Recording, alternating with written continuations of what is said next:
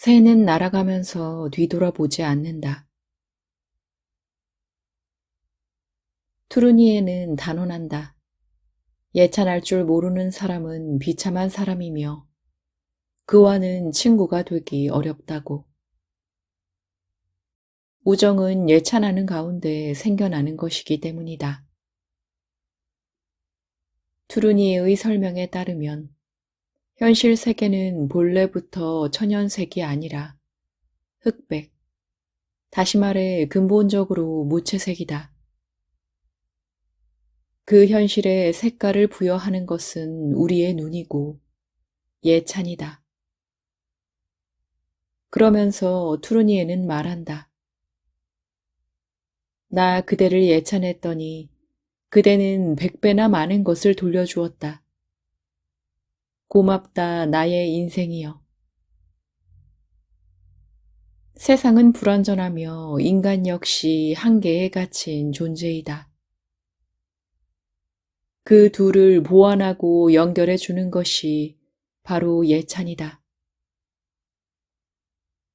이름 모를 들풀에서부터 은하의 언저리까지, 아이의 새로난 앞니에서부터 돌고래의 노래에 이르기까지 세상은 언제나 예찬할 것들을 준비해 놓고 있다. 서로 예찬하지 않으면 인간 역시 볼품없는 존재이다. 예찬보다 더 좋은 치유는 없다. 어느 자연주의자는 말한다. 아침과 봄에 얼마나 감동하는가에 따라 당신의 건강을 점검하라. 자연의 깨어남에 대해 당신 안에 아무 반응이 일어나지 않는다면, 이른 아침 산책에 대한 기대와 설렘으로 잠을 떨치고 일어날 수 없다면, 첫새의 지저김이 전율을 일으키지 않는다면, 눈치채라. 당신의 봄과 아침은 이미 지나가 버렸음을. 이 나무, 신의 손금 같은 이 장가지들 꽃에서부터 밝아오는 이 새벽에 생기를 불어넣는 것은 바로 우리들이다. 매일 지나치는 똑같은 거리와 도시에 찌든 벽돌담 어딘가에서 무한의 운율을 가진 새를 발견하는 것도 우리 자신이다. 눈을 감고 외면하면 그것들은 증인도 없이 영원한 어둠에 잠길 것이다.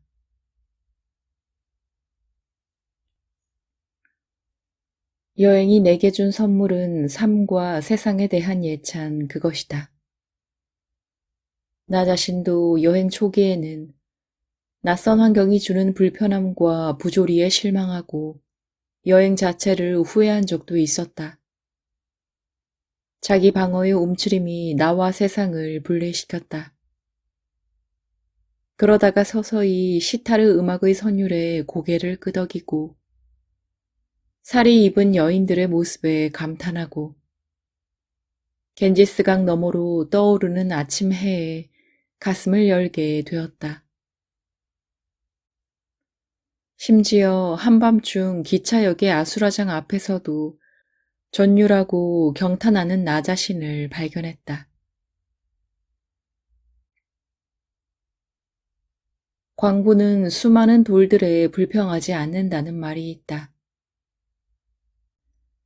광부의 눈은 보석을 발견할 뿐이다. 예찬하는 마음 역시 모든 돌들을 보석으로 만든다. 부자는 누구인가? 많이 감동하는 사람이다. 감동할 줄 모르는 사람이 세상에서 가장 가난한 사람이다. 지상의 양식에서 앙드레 지드는 말한다. 저녁을 바라볼 때는 마치 하루가 거기서 죽어가듯이 바라보고 아침을 바라볼 때는 마치 만물이 거기서 태어나듯이 바라보라. 그대의 눈에 비치는 것이 순간마다 새롭기를. 현자란 모든 것에 경탄하는 자이다. 이 행성에서의 여행을 마치고 떠날 때 당신은 어떤 말을 할 것인가? 인간 세계에서 조심해야 할 긴 목록을 암시하면서 방어의 자세를 가르칠 것인가? 아니면 지구에는 예찬할 것이 너무나 많다고 언제나 예찬할 마음의 준비를 해야 할 것이라고 말해주겠는가? 덜 움츠리고 덜 비난하고 더 많이 예찬하라고.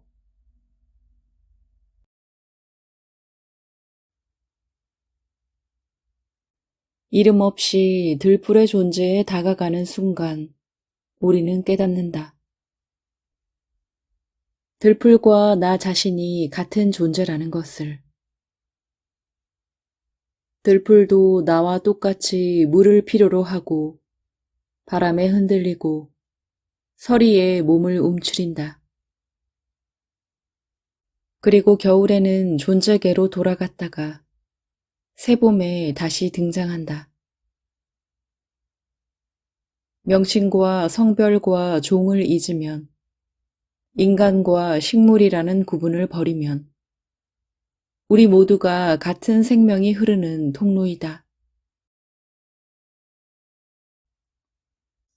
우리가 공경에 빠지는 것은 뭔가를 몰라서가 아니라 뭔가를 확실히 안다는 착각 때문이다. 자세히 볼수록 더 모르게 된다. 그것이 존재의 신비이다. 한 존재를 아는 것은 한 세계를 끌어안는 일이고 누군가를 사랑한다는 것은 내가 모르는 그 무한한 세계를 사랑한다는 것이다. 상대방을 이름과 성별과 직업으로 분류하고 규정 짓는 순간 나는 그 무한한 세계를 사랑하기를 포기한 것이다. 아메리카 인디언들은 살아있는 모든 것을 그냥 그대라고 불렀다. 그 자체로 존중이고 사랑이다. 당신은 이름 없이 나에게로 오면 좋겠다. 나도 그 많은 이름을 버리고 당신에게로 가면 좋겠다. 이름을 알기 전에 서로를 느끼면 좋겠다. 그때 신비의 문을 여는 열쇠가 우리에게 내려온다. 현존에는 이름이 없다. 궁극의 신비인 우리는 이름과 분류를 넘어서 있다. 그 세계에서만 우리는 온전히 하나가 될 수 있다. 내 안의 신과 당신 안의 신이 내 안의 불과 당신 안의 불이 만날 수 있다. 내 안의 절대 고요와 당신 안의 절대 고요가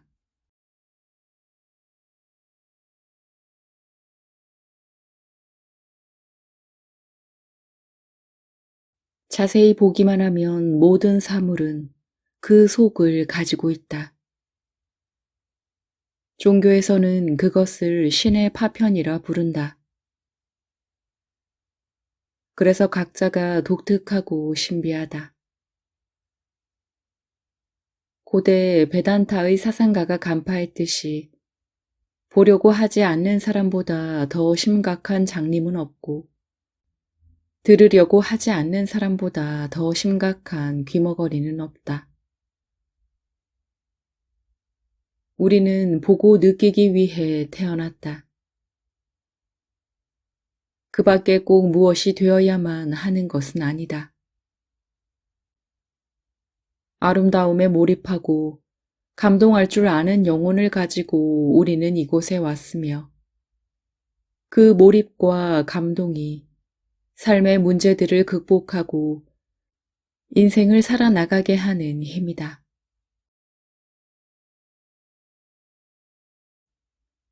하버드대 심리학자 데니얼 길버트는 행복에 영향을 미치는 것은 배경이나 환경이 아니라 일상의 순간에 대한 집중도라고 말했다. 한 제자가 물었다. 저는 어디에서 깨달음을 추구해야만 할까요? 스승이 말했다. 이곳에서. 그것이 언제 가능할까요? 지금 이 순간 일어나고 있다. 제자가 다시 물었다. 그럼 왜 저는 그것을 경험하지 못하는 걸까요? 스승이 말했다. 네가 보고 있지 않기 때문이다. 무엇을 봐야만 하죠? 특별한 것이 아니다. 그냥 보면 된다. 너의 시선이 닿는 것이면 어떤 것이든. 하지만 특별한 방식으로 바라봐야 하지 않을까요? 아니다. 평범한 방식으로 보면 된다. 저는 언제나 평범한 방식으로 보는데요. 아니다. 넌 보지 않는다. 제자가 물었다. 왜 안 본다는 거죠? 스승이 말했다. 보기 위해서는 지금 여기에 존재해야 한다. 너의 마음은 거의 언제나 다른 곳에 가 있다. 진정으로 바라봄이야말로 사랑의 행위이다. 눈앞의 세상을 보지 않고 삶을 피상적으로 살아가는 사람은 영혼이 고통받는다. 깊이 바라보면 이해하게 되고, 이해하면 사랑하게 된다. 우리에게는 오직 하나의 질문만이 있을 뿐이다. 세상을 사랑하는가? 사랑하는 사람은 그냥 지나치지 않는다.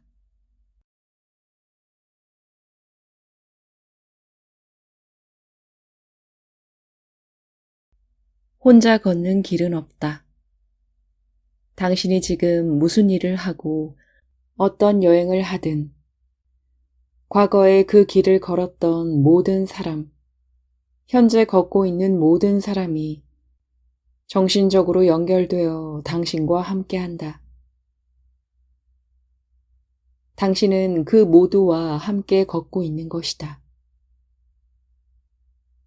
이것이 우주의 법칙이다. 같은 파동끼리 연결되기 때문이다. 우주 안에서는 어떤 에너지도 사라짐 없이 보존된다. 명상서적을 번역할 때 나는 책의 저자가 내 옆에 앉아 함께 번역을 한다고 느낀다. 생존한 저자이든 작고한 저자이든 그의 영혼 혹은 의식체가 내 방에 와서 함께 일하는 것이다. 그런 참여가 원활히 이루어질 때 번역 작업이 훨씬 수월하다. 만약 오로지 나 혼자서 나만의 힘으로 번역한다고 생각했다면 나의 부족한 외국어 실력으로는 많은 작업이 불가능했을 것이다. 문장이 난해해 어려울 때는 시공간을 초월해 저자가 그 의미를 설명해 주기까지 한다. 특히 시를 번역할 때는 시인의 협조 없이는 옳은 단어를 떠올리기 어렵다. 나아가 지금까지 번역 일을 해온 모든 존재들이 내 곁에 와서 같이 고민하고 도움을 준다. 나 자신은 그들의 협력에 의해 일이 이루어지는 하나의 통로에 불과한 것이 아닌가 하는 생각이 들 때도 있다. 이것이 나의 작업 비밀이다. 생각해보라. 당신이 그림을 그릴 때 고흐, 모네, 이중섭 등의 대화가들이 혹은 당신과 파장이 맞는 예술가들의 영혼이 나타나 당신을 돕는다면 멋지지 않겠는가? 당신이 눈을 감고 앉아 명상을 할 때 크리슈 나무르티, 오쇼, 라마나 마하리시, 틴나탄 등이 옆에서 함께 명상을 한다면 어떤 이는 오체투지 수행을 시작하면 달라이 라마가 자신의 왼편에서 함께 오체투지를 하는 것이 느껴진다고 했다. 그때 한없이 자비롭고 따뜻한 에너지가 느껴지고 자신은 어린 아이처럼 달라이 라마의 응원을 받으며 오체투지를 한다는 것이다. 그러다 보면 자신의 오른편과 뒤편에서도 수많은 수행자들이 동작을 맞춰 함께 오체투지를 하는 장엄한 장면이 연출된다고 했다. 이것은 전혀 과장이 아니다. 모든 행위는 고유한 파장이 있고 그 파장과 일치하는 존재들이 있다. 그렇기 때문에 우리는 변화하고 성장할 수 있다. 아무리 어두운 길이라도 혼자 걷는 길은 없다. 혼자라고 믿는다면 자신을 도우러 오는 수많은 존재들을 외면하는 것이다. 그러면 시공간을 초월한 협력의 즐거움을 누릴 수 없다. 인생은 혼자 걷는 길이라고 말하지만 어떤 경우에도 이 세상 안에서는 혼자 내던져지는 법이 없다. 단지 우리가 혼자라고 믿는 것일 뿐이다. 내가 지금 걸어가는 이 길, 누군가는 그 길을 걸었으며 지금도 누군가는 나처럼 그 길을 걷고 있고 또 누군가는 그 길을 걸어갈 것이다. 그것만으로도 우리는 혼자가 아니다.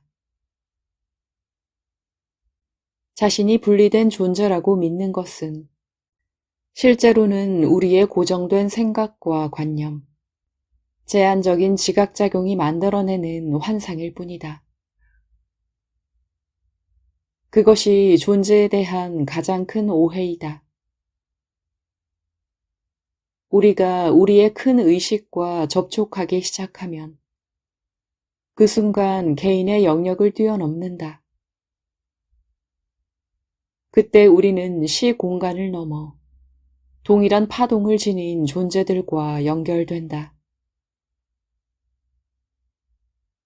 부처가 명상을 할 때 과거, 현재, 미래의 모든 부처들이 와서 함께 명상을 한다는 말의 의미가 그것이다. 당신이 지금 무슨 일을 하고 있고 어떤 길을 걷고 있든지 혼자 힘겹게 하고 있다고 생각하지 말라. 아무도 모르는 비밀 통로가 당신 자신마저 알지 못하는 연결 통로가 거기에 있다. 그 통로를 통해 당신은 그 일과 관련된 과거, 현재, 미래의 존재들과 연결된다. 내가 여기에 앉아 있다는 것은 시 공간을 넘어 동일한 파동으로 나와 연결된 모든 존재들과 함께 앉아 있는 것이다.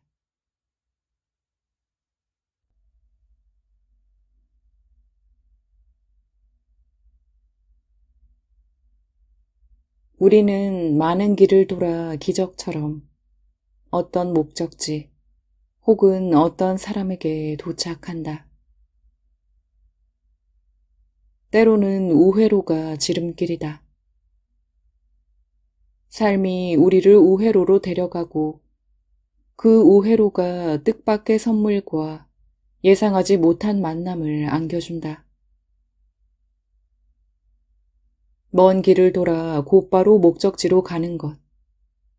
그것이 여행의 신비이고 삶의 이야기이다. 방황하지 않고 직선으로 가는 길은 과정의 즐거움과 이야기를 놓친다. 많은 길을 돌고 때로는 불필요하게 우회하지만 그 길이야말로 제대로 가고 있는 것일 수 있다. 헤매는 것 같아 보여도 목적지에 도달해서 보면 그 길이 지름길이자 유일한 길이다. 길들이 자세히 표시된 지도를 가끔은 접어야 하는 이유가 그것이다. 길을 잘못 접어들어 들르게 된 가게에서 마음에 드는 물건을 발견하는 것은 자주 있는 일이다. 잘못한 기차가 목적지에 데려다 줄 수도 있는 것처럼 신은 우리에게 길을 보여주기 위해 때로는 길을 잃게 한다. 월든 호수로 가는 길이 그러했듯이 가까이 있는 것을 찾기 위해 멀리 떠나야 할 때가 있다. 시인 루미는 말한다. 나는 많은 길을 돌아서 그대에게로 갔지만 그것이 그대에게로 가는 직선 거리였다. 타고르도 당신에게로 가는 가장 먼 길이 가장 가까운 길입니다. 라고 노래했다.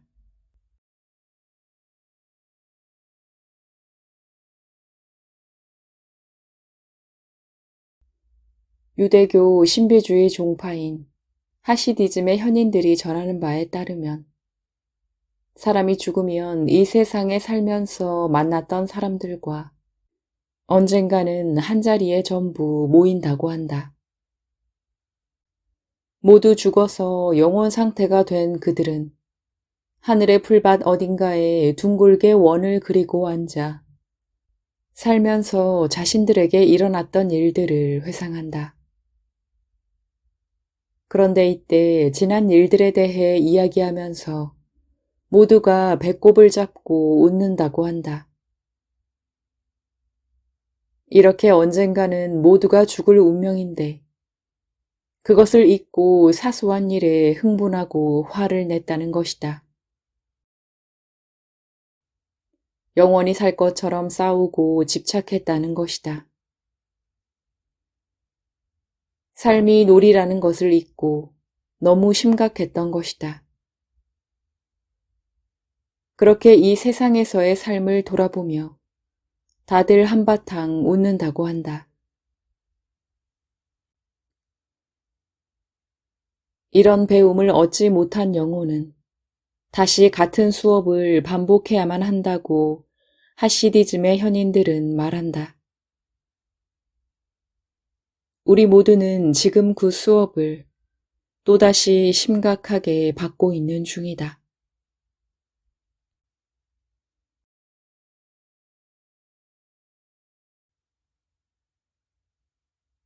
마음은 세상에서 가장 뛰어난 이야기꾼이다. 노벨 문학상 수상 작가도 그 이야기 실력을 능가할 수 없다. 마음이 지어내는 이야기는 그 어떤 소설, 어떤 신화보다 강력한 힘을 가지고 있다.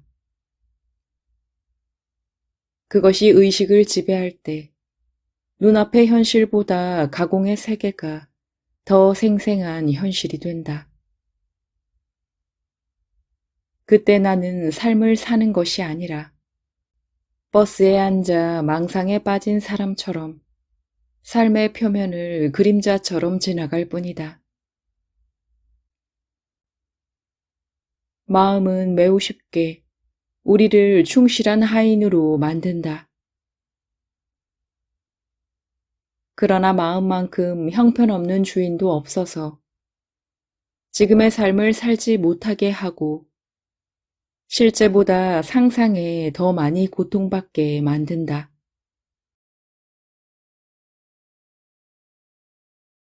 끊임없이 이야기를 만드느라 마음은 항상 바쁘다.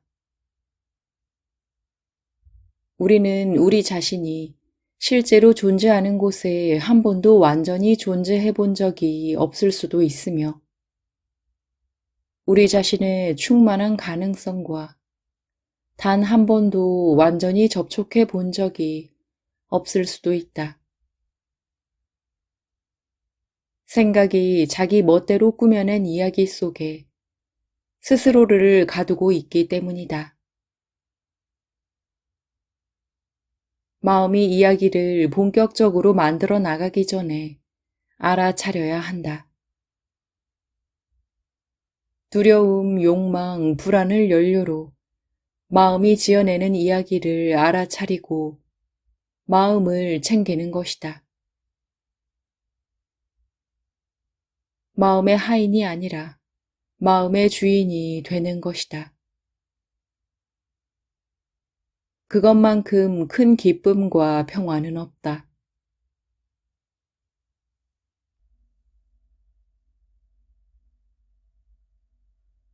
사회운동가이며 생태 철학자인 조애나 메이시는 자신이 자비심에 대해 잘 알고 있다고 생각했다. 그런데 북인도 히말라야 기슭의 달하우지에 있는 티베트 난민촌에서 그녀는 새로운 개념의 자비심과 맞닥뜨렸다. 그 구릉지대에서 보낸 첫 해 여름, 그녀는 가난한 난민들의 복지와 경제 회복을 위해 일하고 있었는데 티베트인들로부터 다음과 같은 말을 수없이 들어야 했다. 이 모기는 전생에 너의 어머니였을지도 모른다. 이 벌레 혹은 이 닭도 너의 어머니였을지도 모른다. 그러니 이 생명들을 해치지 말아야 한다. 모든 존재는 헤아릴 수 없이 많은 생을 윤회 반복하기 때문에 어떤 생명체든 어느 전생에서는 그녀의 어머니였을 가능성이 크다는 것이었다.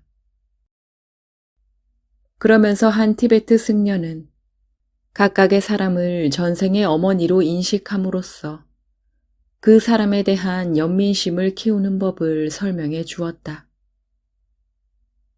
어느 날 오후 조애나는 그 교리에 대해 골똘히 생각하며 숙소가 있는 곳을 향해 산길을 내려가고 있었다.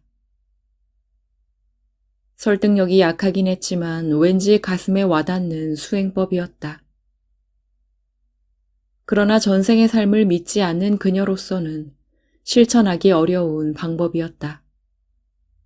그때 문득 등짐을 지고 삼나무와 철쭉이 늘어선 구불거리는 오솔길을 힘겹게 올라오고 있는 한 남자에게 시선이 멎었다. 조애나는 그 남자가 한때 자신의 어머니였을지도 모른다는 생각이 들었다. 그래서 그의 얼굴을 자세히 보았다. 그 얼굴을 보는 순간 그녀는 갑자기 알 수 없는 감정에 사로잡혔다. 기쁨과 고통이 섞인 감정이 밀려왔다. 오래전 그녀의 어머니였던 얼굴이 그곳에 있었다. 주름진 남자의 얼굴 속에 그녀의 어머니였던 여자의 얼굴이 분명히 존재했다. 그녀는 그 얼굴을 어루만지고 싶었고 바닥을 향한 눈을 마주보고 싶었다. 통나무와 그의 몸을 묶은 밧줄을 풀고 산꼭대기 마을까지 그 짐을 나눠서 지고 가고 싶었다. 지금 그녀의 눈앞에 있는 사람은 착취당하고 억압당하는 계급이나 경제 구조의 피해자가 아니라 독특하고 그 무엇으로도 대체 불가능한 그 누구와도 비교할 수 없는 소중한 존재였다. 전생에 그녀의 어머니이자 그녀의 아이였다. 그녀와 똑같이 행복을 원하며 불행을 원치 않는 한 사람의 인간 존재였다.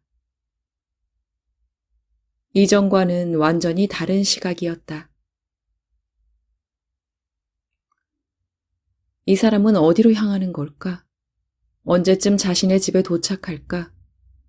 그곳에는 그를 맞이할 사랑하는 가족과 맛있는 밥이 있을까?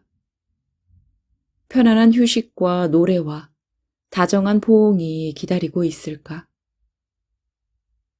전에는 사회의 모순을 향해 있던 시각이 한 인간 존재에 대한 연민과 공감으로 바뀌었다. 그것은 더 많이 갖고 더 우월한 자로서의 자비심이 아니라 자신과 동등한 한 인간에 대한 마음 깊은 곳으로부터의 관심이었다. 어머니 명상은 모든 존재는 한때 우리의 어머니였으며 우리도 한때는 그들의 어머니였다라고 일깨운다. 친절과 공감의 마음을 가지고 다른 사람과 생명체들을 대하라는 의미이다. 지금 함께 일하는 사람, 지금 나를 아프게 하는 사람, 혹은 가난과 억압으로 고통받는 사람, 지구촌 어느 분쟁 지역에서 불안하게 생계를 이어가는 난민들이 한때 나의 어머니였고 내가 그분이 지어준 밥을 먹었다고 생각한다면 우리의 닫혀있던 마음이 열릴 것이다. 길에서 마주치는 사람도 도저히 용서할 수 없었던 사람도 한때 나의 어머니였다고 여기면 자애로운 미소로 대할 수 있을 것이다. 인류를 사랑하는 것과 눈앞의 사람을 사랑하는 것은 다르다. 세상을 구원하는 것과 이름도 모르는 타인을 자기와 동일한 인간으로 바라보는 것은 다르다.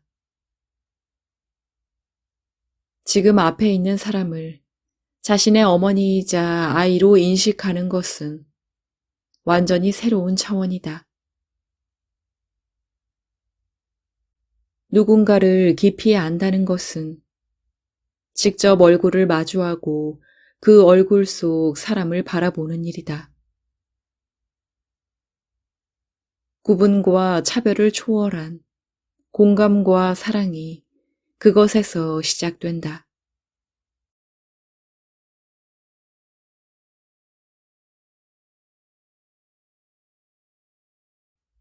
화살에 맞으면 아픔을 느끼되 그 아픔을 과장하지 말라고 붓다는 충고했다.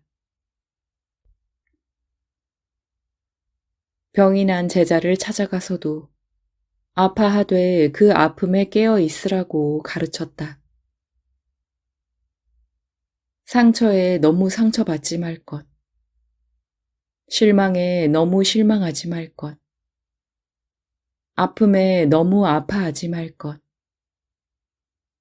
이것은 두 번째 화살을 피하는 방법이다. 잠시 아플 뿐이고, 잠시 화가 날 뿐이고, 잠시 슬플 뿐이면 되는 것이다. 그 순간이 지나면 우리는 다시 맑고 투명해진다. 우리는 첫 번째 화살의 반응을 보이는 데는 익숙하지만 두 번째 화살을 다루는 데는 매우 서툴다. 칼루 림포체는 말한다. 용서는 나에게 상처를 준 사람을 해방시켜주는 일이 아니다. 그 사람을 향한 원망과 분노와 증오에서 나 자신이 해방되는 일이다. 삶에서 일어나는 대부분의 고통은 마음속에서 상상한 것과 현실의 것이 일치하지 않을 때 일어난다. 누구에게나 일어나는 그 사건들을 우리는 즉각적으로 개인화시키고 감정을 투영한다. 일어난 일이 아니라 일어난 일에 대한 우리의 해석이 우리를 더 상처 입히는 것이다. 고통으로부터의 자유는 문제로부터의 해방이 아니라 문제를 더 복잡하게 만들지 않는 마음에서 온다. 밖에서 날아오는 화살은 피하거나 도망치면 그만이다. 그러나 자기 안에서 스스로에게 쏘는 화살은 피할 길이 없다. 정신에서 가장 해로운 일이 되새김이다. 마음속의 되새김은 독화살과 같다. 문제를 느끼는 것은 좋다. 그러나 그 문제 때문에 쓰러지지는 말라라는 말이 있다. 첫 번째 화살을 맞는 것은 사실 큰 일이 아니다. 그 화살은 우리의 선택에 달린 것이 아니기 때문이다. 첫 번째 화살 때문에 자신에게 두 번째 화살을 쏘는 것이 더 큰 일이다. 이 두 번째 화살을 피하는 것은 마음의 선택에 달려 있다. 외부의 일에 자신의 삶을 희생하지 않겠다는 강한 의지이다. 자신이 원치 않는 일들이 일어날 때마다 이것을 기억해야 한다. 나는 나 자신에게 두 번째 화살을 쏠 것인가? 삶은 고통스럽다. 그러나 어리석으면 더 고통스럽다. 사람들이 당신에게 어떻게 하는가는 그들의 카르마가 되지만 그것에 대해 당신이 어떻게 반응하는가는 당신 자신의 카르마가 된다는 말은 진리이다. 어떤 사람이 베트남 출신의 영적 스승 틴나탄에게 물었다. 피안에 도착해서도 여전히 고통을 경험합니까? 물론이다. 고통스러운 일은 일어난다. 그러나 그것을 다루는 기술을 알고 있으면 그 고통을 행복으로 바꿀 수 있다. 그 기술은 자신이 지금 자기에게 화살을 쏘고 있다는 것을 알아차리는 일이다. 알아차리는 순간 화살 쏘기를 멈추게 된다. 그것이 알아차림의 기적이다.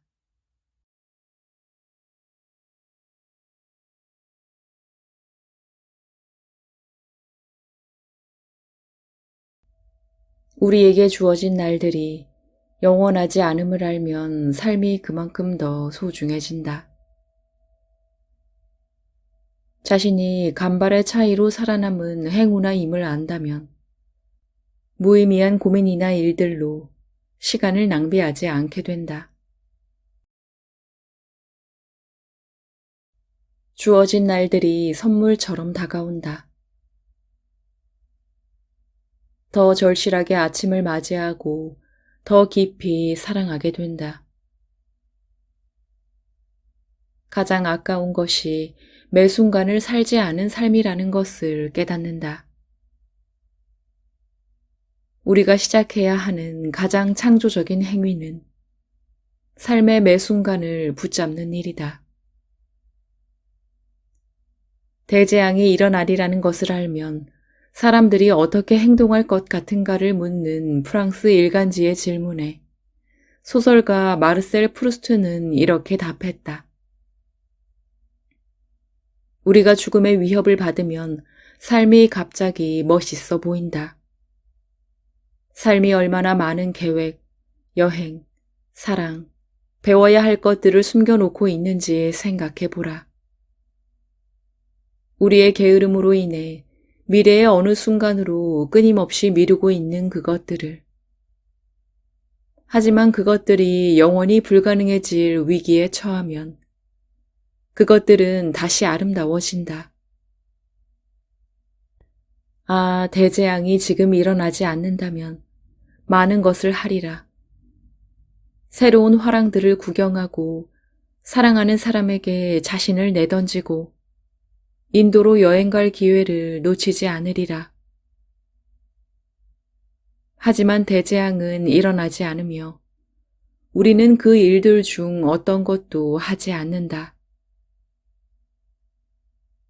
얼마 지나지 않아 게으름이 절실함을 무력화시키는 일상의 삶으로 돌아간다.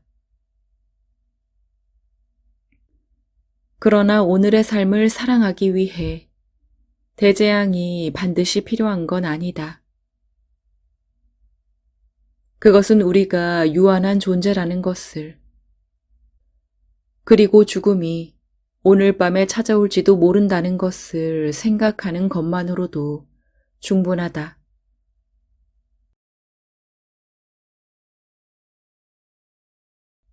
우리는 새로운 삶을 원하고 새로운 장소를 갈구하지만 그것보다 먼저 필요한 것은 새로운 눈이다. 관념은 우리를 보호해주기도 하지만 많은 것을, 무엇보다 경이로움을 빼앗는다. 눈앞의 사람과 사물을 주의 깊게 바라보지 않게 되고 놀라워하지 않고 감동하지 않게 된다. 합리적인 머리만 작동할 뿐 직관적인 가슴이 기능을 멈춘다. 어느 순간 세상이 빛을 잃었다면 시인의 눈으로 바라볼 일이다. 인생의 불을 결정하는 기준은 얼마나 많이 느끼고 감동하며 살았는가이다. 시인은 평범한 자두 열매에도 감동할 줄 아는 사람이라고 앙드레 지드는 지상의 양식에서 말했다. 풀벌레 하나, 꽃 한 송이, 저녁 노을, 사소한 기쁨과 성취에도 놀라워하는 사람이 진정한 부자이다. 감동을 느낄 때 우리는 정화되고 행복해지고 신성해진다.